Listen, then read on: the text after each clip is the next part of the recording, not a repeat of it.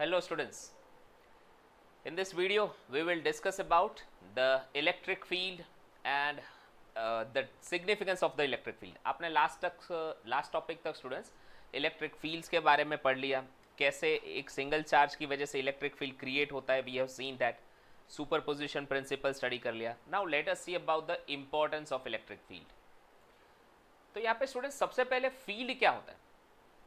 Physics में field एक ऐसी क्वांटिटी है that is defined at every point in space and may very from point two point. आप ऐसा समझो, ये इलेक्ट्रिक फील्ड ही नहीं, it can be even gravitational field. ठीक है, ग्रेविटी की वजह से जो फील्ड क्रिएट होती है उसको ग्रेविटेशनल फील्ड कहते हैं. एक मैग्नेट की वजह से जो फील्ड क्रिएट होती है उसको मैग्नेटिक फील्ड कहते हैं. मैं अगर इधर इलेक्ट्रिक फील्ड के बारे में बताऊं, ठीक है, तो अगर मान लो इधर एक चार्ज है तो उसके आसपास के रीजन में हर पॉइंट पे आपको इसका अफेक्ट देखने को मिलेगा. ठीक है, there won't be any point जहां पे ये फील्ड प्रेजेंट ना हो या इसका अफेक्ट प्रेजेंट ना हो. सो इसीलिए डेफिनेशन में ये लिखा है कि एक ऐसा फिजिकल क्वांटिटी है which is defined at every point in space. इसके आसपास के हर पॉइंट पे ये डिफाइंड है. हाँ, वेरिएशन हो सकता है इसकी वैल्यू में.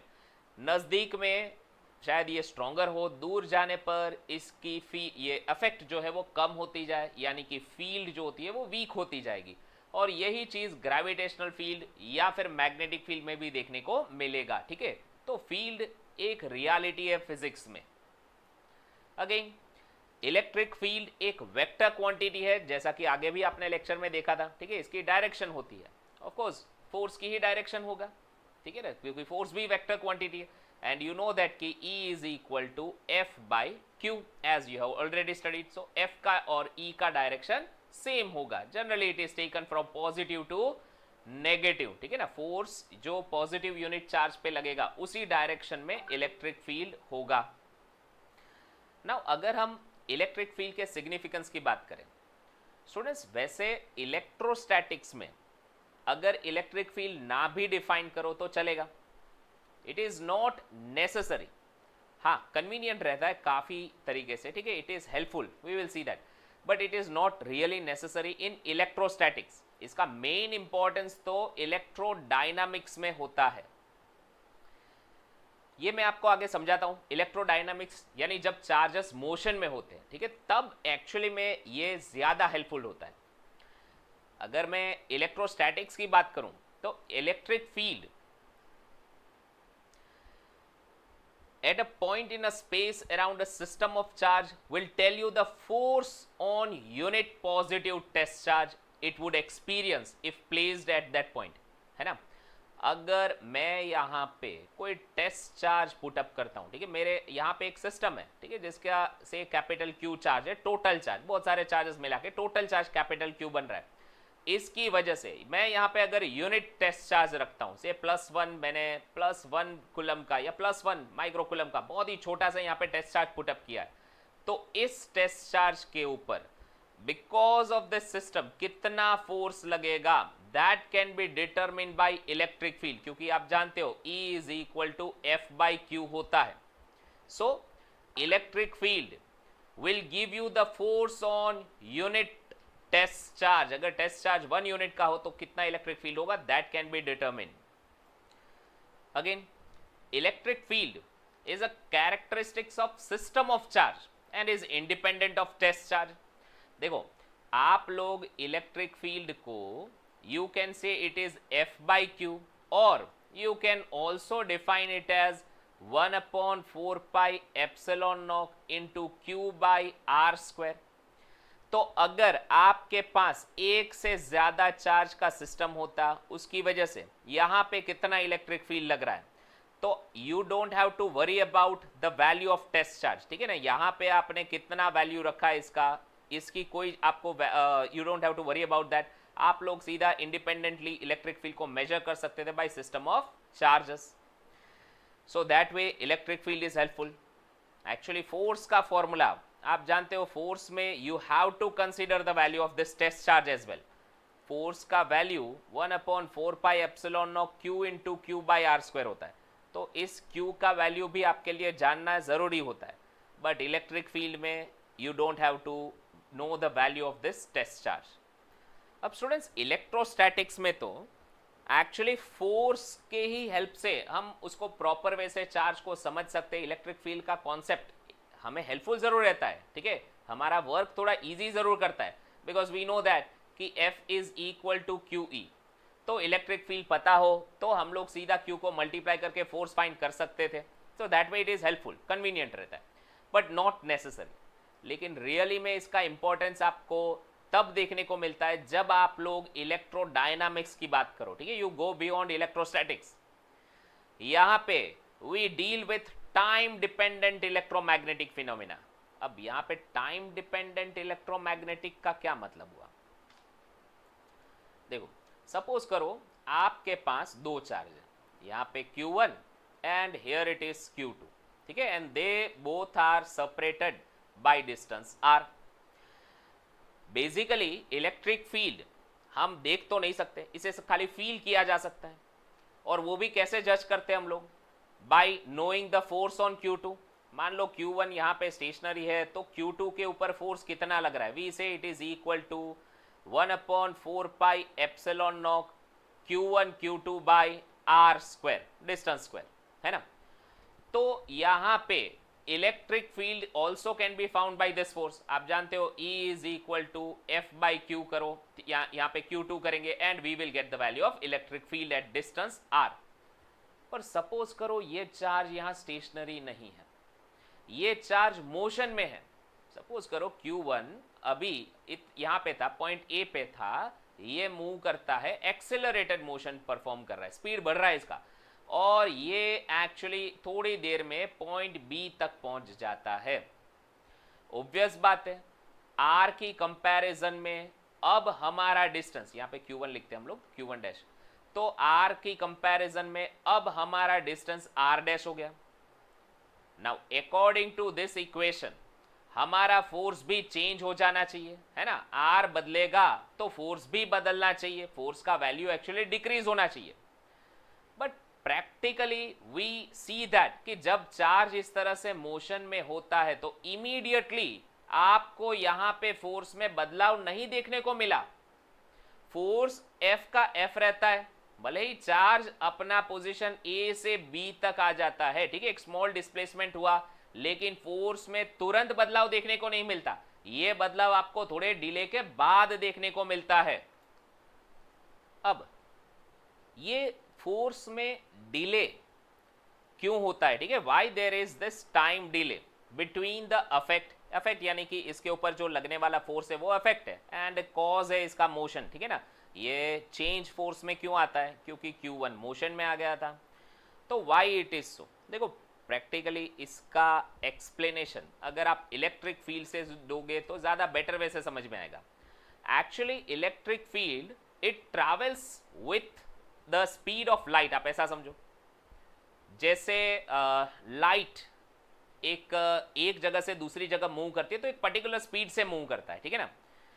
आपने ड्यूरिंग थंडरस्टॉर्म आपने ये फील किया होगा कि जब भी लाइटनिंग और साउंड दोनों एक साथ प्रोड्यूस होते हैं, लेकिन आप तक लाइट पहले पहुंची, साउंड थोड़े डिले के बाद पहुंचा, तो ये डिले हमें फील हुआ, ठीक है। वैसे ही यहां से जब इलेक्ट्रिक फील्ड इमर्ज होती है तो it travels with the speed of light and reaches at Q2। जब ये पार्टिकल Q1 अपनी पोजीशन A से B तक चेंज करता है तो इलेक्ट्रिक फील्ड का जो अफेक्ट है या इलेक्ट्रिक फील्ड जो है वो Q2 तक पहुंचने में थोड़ा टाइम लगाएगा। इलेक्ट्रिक फील्ड कम तो हो गई जब ये Q1 से यहां पे A पोजीशन से B पोजीशन तक चार्ज मूव किया, तो इलेक्ट्रिक फील्ड यहां पे कम हो गया, लेकिन वो फील्ड में जो कमी है, ठीक है, वो रिडक्शन जो है वो आप लोगों को थोड़े डिले के बाद देखने को मिलता है। सो एक्चुअल में जब भी चार्ज A से B की तरफ मूव करता है, ठीक है, मोशन में होता है, एक्सेलरेटेड मोशन परफॉर्म करता है, तब actually it creates an electromagnetic wave. This wave travels at the speed of light, ठीक है, and hence it reaches Q2। तो इस मोशन की वजह से यहां पे जो फोर्स में चेंज आएगा उसमें थोड़ा डिले होगा, and that can be easily explained by the concept of electromagnetic field. फिलहाल तो हम इलेक्ट्रिक फील्ड की बात कर रहे हैं, मैग्नेटिक फील्ड ऑफ कोर्स आगे के चैप्टर में आएगा, ठीक है। सो यहाँ पे इलेक्ट्रिक फील्ड का चेंज हम लोग एक्सप्लेन कर सकते हैं और उसी से हम लोग फोर्स में क्यों चेंज आएगा ये भी समझा सकते हैं। इलेक्ट्रिक फील्ड डिक्रीज होगा तो फोर्स डिक्रीज होगा, पर इलेक्ट्रिक फील्ड डिक्रीज होने में थोड़ा टाइम लगेगा, ठीक है।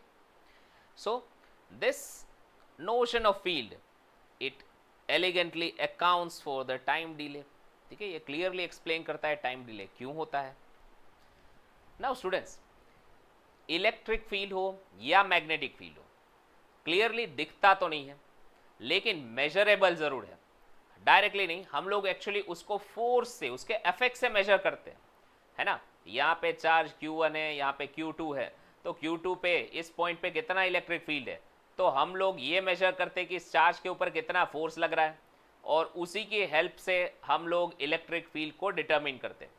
सो although we determine indirectly, they are still regarded as a physical entities, ठीक है। ऐसा नहीं कि मैथमेटिकल कंस्ट्रक्ट्स है, आपने जस्ट उसको ऐसे ही ले लिया है। ये actually electric field is a physical reality, ठीक है। इसके इफेक्ट्स देखने को मिलते हैं। So they have an independent dynamics of their own, इनके अपने रूल्स होते हैं, है ना। They have the laws of their own. जैसे हम लोग law of conservation of momentum define करते हैं, उसके भी लॉज होते हैं मोमेंटम के। ये भी एक फिजिकल क्वांटिटी है, तो उस एनर्जी भी एक फिजिकल क्वांटिटी है, तो अगेन उसके लिए भी लॉज है। सिमिलरली इलेक्ट्रिक फील्ड भी एक फिजिकल क्वांटिटी है and we have laws related to that which it obeys. और यही चीज हम मैग्नेटिक फील्ड के लिए भी कह सकते हैं, which we will study in the later on chapters. एक और इंपॉर्टेंट पॉइंट हो स्टूडेंट्स इसमें, इलेक्ट्रिक फील्ड ट्रांसपोर्ट एनर्जी। देखो स्टूडेंट्स, आपने ये तो बोला कि जब भी एक चार्ज मोशन में होगा, एक्सेलरेटेड मोशन में होगा, तो it will create electromagnetic waves. तो waves are a form of energy, you have already studied in your 11th class as well, है ना। तो ये actually electric field helps to transport energy. जैसे पानी भरा हुआ है एक पॉन्ड में, अगर आप एक पत्थर डालो तो वेव्स क्रिएट होते हैं, waves as they move further वो अपने साथ एनर्जी ट्रांसफर करते हैं। Similarly it also transfers energy. So अगर मान लो कोई सोर्स है जो कि इस तरह की इलेक्ट्रिक फील्ड क्रिएट करता है, आप मान लो टेम्पररी इसे स्विच ऑन करके स्विच ऑफ कर दो, मान लो ये चार्ज यहाँ पे क्रिएट करके बाद में नलीफाई कर देते हो, ठीक है, and as a result electric field create होती है। तो ये एक electromagnetic field, self sustaining field है। It will propagate in the forward direction and hence it will of course transfer the energy. इसको ऐसे भी समझो, आप वाटर के साथ इसको कंपेयर करके बेटर वे से समझ सकते हो। एक पॉन्ड में सपोज करो कि आपने थोड़ी देर के लिए यहाँ पे वाटर को डिस्टर्ब कर दिया, ठीक है, बाय से आपने स्टोन ड्रॉप किया, इससे डिस्टर्बेंस क्रिएट हुआ और ये डिस्टर्बेंस फर्दर मूव कर रहा है। अब आपने यहाँ पे डिस्टर्बेंस स्टॉप कर दिया पॉन्ड में, अब और फर्दर पत्थर डाल नहीं रहे हो, तो नया डिस्टर्बेंस भले ही क्रिएट ना हो, पर जो आपने वेव्स क्रिएट कर दिए, अगर मान लो यहाँ पे कोई लीफ या ऐसा कोई लाइट वेट पार्टिकल है, तो ये जो वेव्स पहले क्रिएट हो गए थे, they will of course affect this particle, इसके मोशन के लिए ये वेव्स रिस्पॉन्सिबल होंगे। कुछ ऐसा ही आप इलेक्ट्रिक फील्ड के लिए समझो। अगर मान लो टेम्पररी आपने किसी सोर्स से आपने इलेक्ट्रिक फील्ड क्रिएट कर दिया और फिर सोर्स को स्विच ऑफ भी कर दिया हो, फिर भी ये इलेक्ट्रोमैग्नेटिक फील्ड प्रोपागेट करेगा इन the forward direction and hence अगर कोई दूसरा चार्ज पार्टिकल है तो उस पे ऊपर इस फील्ड का अफेक्ट देखने को मिलेगा, भले ही थोड़े टाइम डिले के बाद देखने को मिले।